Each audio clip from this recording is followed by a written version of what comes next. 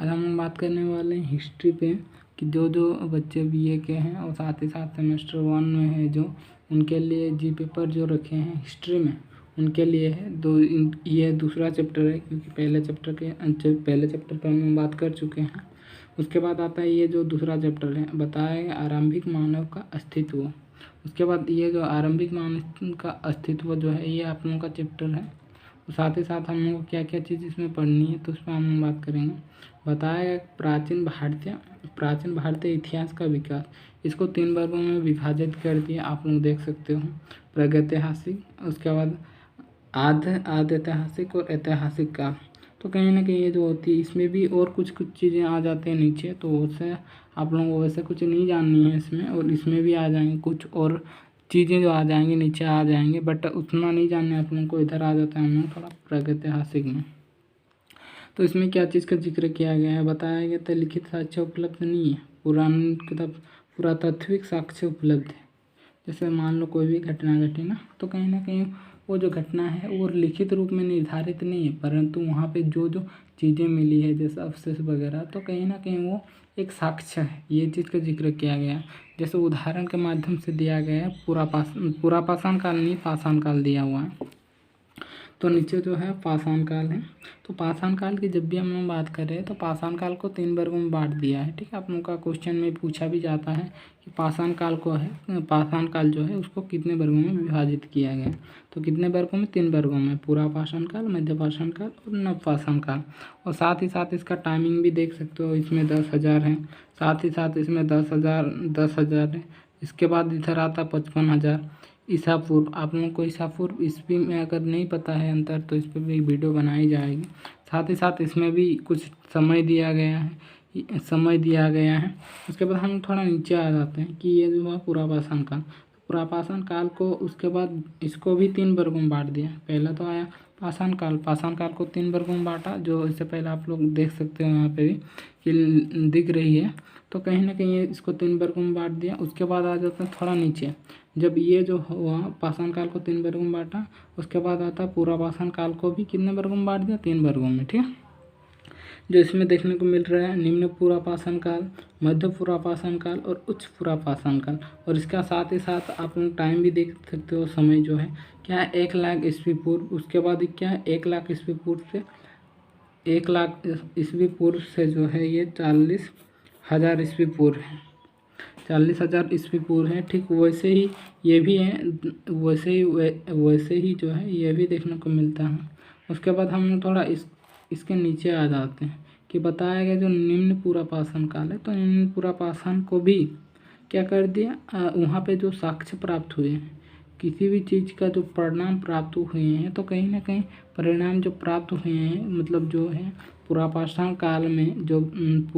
काल में जो चीज़ें मिली है, निम्न पुरापाषाण काल, ठीक है, निम्न पुरापाषाण काल में जो चीज़ें मिली हैं, तो उस पर बताया गया है कि क्या क्या चीज़ मिली है। बताया गया था सोहन नदी सिंधु घाटी की सहायता नदी है, मतलब सोहन जो एक नदी है ना, वो क्या करती है, सिंधु घाटी की एक सहायता नदी है। जैसे मान लो, जैसे कोई भी एक मान लो बड़ा सा तालाब है, वो तालाब जो है, तालाब में पानी आता है इधर उधर से, तो वो जो है जैसे नाले से आता है, इधर उधर से आता है, तो कहीं ना कहीं वही जो पानी होता है वो क्या होता है, सहायता होता है, जिसके कारण इसको क्या कहा गया, जो है सहायता नदी भी कहा जा सकता है। किसका, सिंधु घाटी का सहायता नदी है, जिसमें बताया गया है, जिसके कारण जो है ये जो है सोहन, तो सोहन जो है, सोहन नदी जब सिंधु घाटी की सहायता करती है, तब इसको जो है सोहन संस्कृति के नाम से भी जाना जाता है। क्या, सोहन संस्कृति के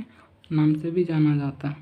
उसके बाद हम थोड़ा नीचे आ जाते हैं कि ये जो था ना निम्न पुरापाषाण काल में, कि निम्न पुरापाषाण में क्या क्या चीज़ मिले। तो बताया गया पेबुल, चोपर और चोपिंग के साथ साक्ष्य प्राप्त हुए हैं। यानी ये जो 3 चीज़ें देखने को मिल रही है, ये एक तरह की पत्थर है।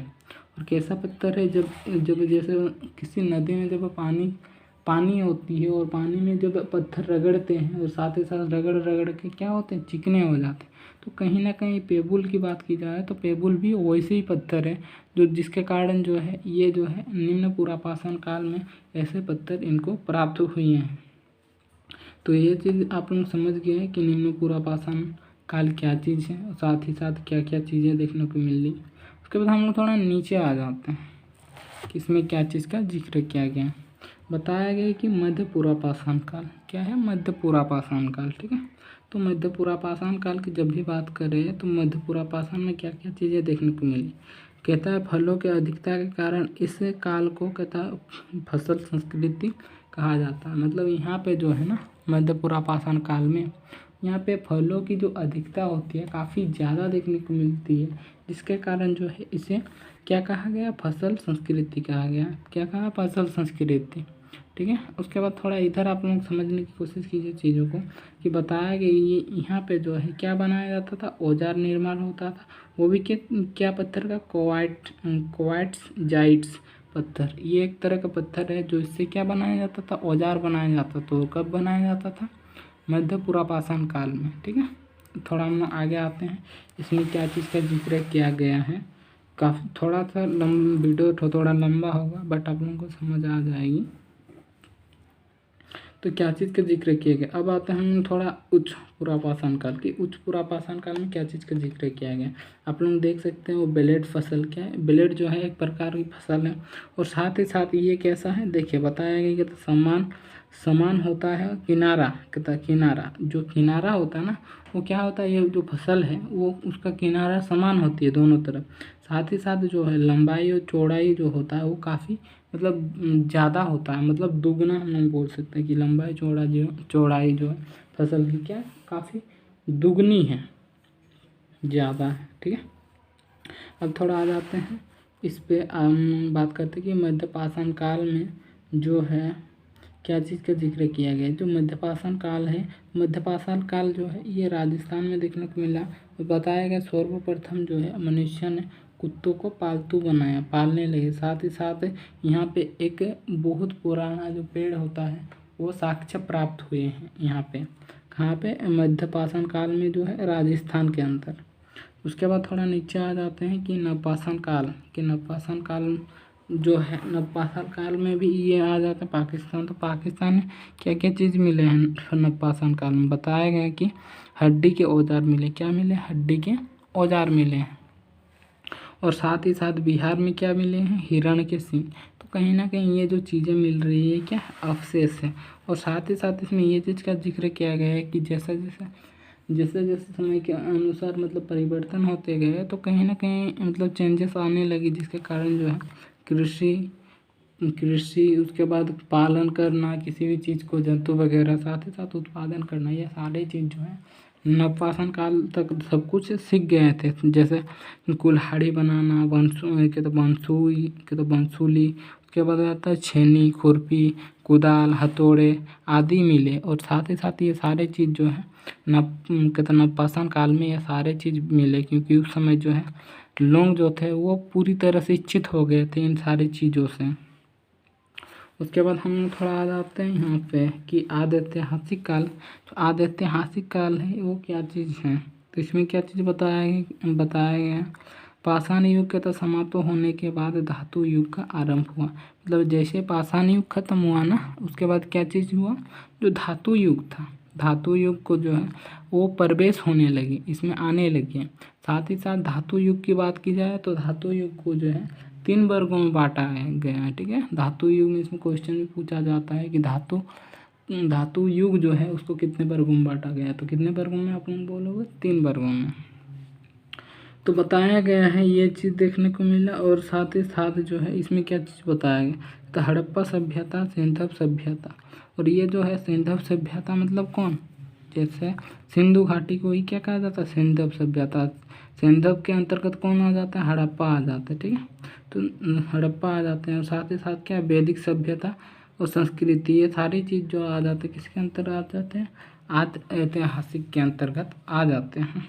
उसके बाद हम थोड़ा नीचे आ जाते हैं कि ताम्रकालीन संस्कृतियाँ, कि ताम्र पाषाण है, ताम्र पाषाण जो है कालीन संस्कृति क्या चीज़ होती है, तो तांबे का औजार बनाने लगे तब लोग उसे ताम्र पाषाण काल के नाम से जानने लगे। तो कहीं ना कहीं जैसे जैसे जो है ये जो है तांबे का काम करने लगे लोग तो ताम्रपाषाण काल में, तो कहीं ना कहीं इसी चीज़ को जो है ताम्रपाषाण काल के नाम से जानने लगे।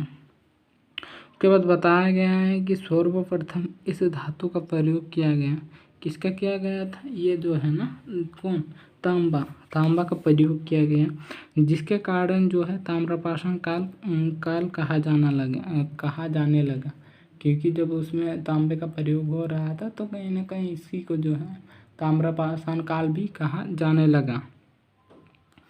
तो साथ ही साथ इसमें क्या चीज़ बताया, और साथ ही साथ इसमें ये चीज़ देखने को मिला है कि बताया गया है कि इसमें जो है तांबे का काफ़ी ज़्यादा प्रयोग हो रहा था। और ये जो है राजस्थान के, तो राजस्थान में एक गांव है, ये क्या है, आहाड़। तो आहाड़ जो है, आहाड़ को तलबंटी के तो तमबट्टी भी कहा जाता है, क्योंकि यहाँ जो है ना तांबा अधिक मात्रा में मिली है, क्या है, अधिक मात्रा में मिली है तांबा।